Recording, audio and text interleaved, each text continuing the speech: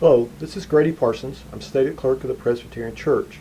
This is part of our podcast series on where are we going, looking and having a conversation about the future of the church.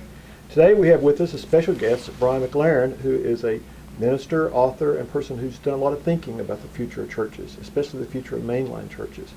So Brian, tell us, where do you see the mainline churches going in the future, or some of the future boards? Well, people often ask about trends as if to say, what's going to happen so we can adjust to it? Right. I'd much rather say, no, what are we going to do to help create a different future? Right. And I think the mainline churches are very, very well poised for some positive and constructive change because the status quo is not an option.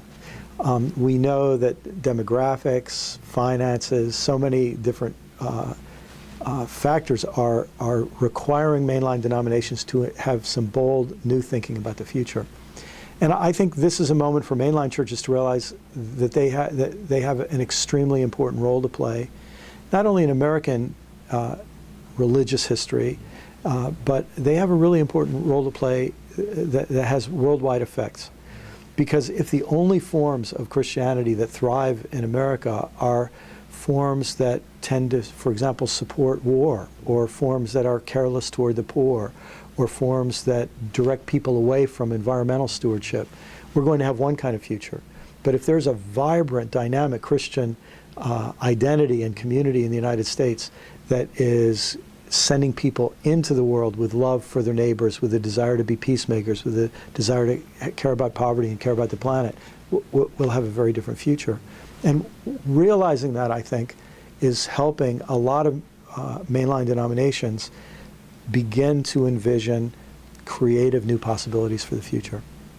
Well, that sounds pretty exciting. So what are some of the behaviors you think we should be taking on now to create that different future? Well, first is just to wake up in the morning and say, it's not the 1950s, it's not the 1960s, it's not the 1970s. First, realize that we're part of a huge cultural shift. And that cultural shift is transforming so many areas of life. You think about the struggles of the post office, you think about the music industry, you think about just area after area of life that's going through radical change and shift. That's going to have to hit the church. So mainline Protestants need the behavior of waking up in the morning saying, if we want our tradition to continue into the future, we have to give permission and, in fact, encouragement for creative innovation and creative exploration. At the same time, that's going to involve us, or require us to go back and rediscover, what is it about the gospel that's precious? What does it really mean to be a Christian? What is our identity and mission in the world?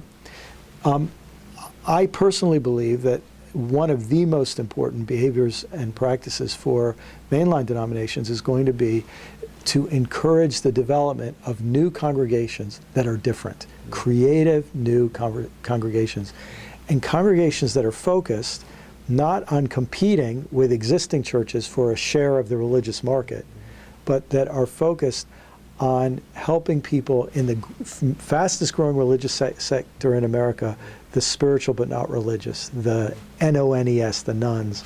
How do we help those people rediscover a vibrant faith in Christ and a life-transforming community of faith? Those new communities, to me, are where the future really is. Well, that sounds exciting, and since I'm a morning person, waking up will be a hard problem at all. I'm glad to do that. What are one of your hopes for the church down as we move in this century? Well, I think our world faces a handful of crises and emergencies that are so huge. And I think we now more than ever realize that government can't solve all these problems, that education can't solve all these problems, that economics can't solve these problems, science can't solve all these problems. They all have a role to play, but that a key role is the role played by the faith community. So my hope is that as we move forward, people rediscover that to be a follower of Christ, to be a true Christian, is to be someone who is joining God in God's love and healing work in this world.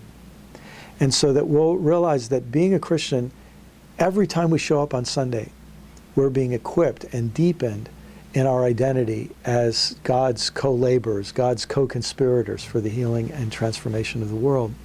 So that to be a Christian means I'm engaged with this global ecological crisis. I'm engaged in really being not only an advocate for the poor, but someone who gets to know people who are different from me and who are at different socioeconomic levels and so on, and I care about them. They're my neighbors, they're my brothers, they're my friends. And people who are really involved in the work of peacemaking and are advocates for peace. My goodness, and that isn't a separate category. That's an expression of our love for God, our love for Jesus Christ, our deep rootedness in the Bible. Thank you, Brian, and thanks for watching again this week. We'll continue our series on Where Are We Going as a Church. Thank you.